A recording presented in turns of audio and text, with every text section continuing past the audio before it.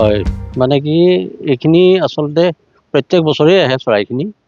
প্ৰতি বছৰে আহি পেলাই সিহঁতে মানে পোৱালি তুলি পেলাই আকৌ গুচি যায় আকৌ নতুন বছৰ আৰম্ভ হোৱাৰ লগে লগে আকৌ আহে পৰিভ্ৰমী চৰাই বুলিয়ে ভাবোঁ আমি মোৰ পিছফালে গছজোপাতে আছে সেইকাৰণে মই মৰমতে মানে সিহঁতৰ মৰমতে আচলতে গছজোপা কাটিব লগা হৈ আছে মানুহে ওচৰৰ মানুহে ভয় খাই থাকে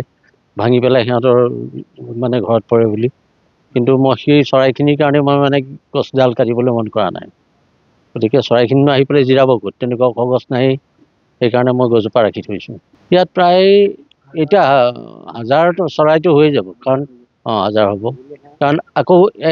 এটা চামে এতিয়া পোৱালি উঠাই দিলে আকৌ এইটো ছেকেণ্ড পৰ্যায়ৰটো সেইখিনি সংৰক্ষণ কৰিব লাগে ওখ যিখিনি গছ কাৰণ এই চৰাইখিনি ক'ত ৰ'ব গতিকে সিহঁতৰ কাৰণে ধৰি লওক আমাক কিছুমান প্ৰকৃতিয়ে দিয়া গছ আছে গতিকে সেই গছে চৰকাৰী জেগাতো আছে বহুত গছ কিন্তু চৰকাৰী গছবিলাকো কাটি পেলাইছে কিন্তু এতিয়া আমি পট্টাত থকা গছ যদিও আমি মানে চৰাইখিনিৰ কাৰণে কাটিবলৈ মন কৰা নাই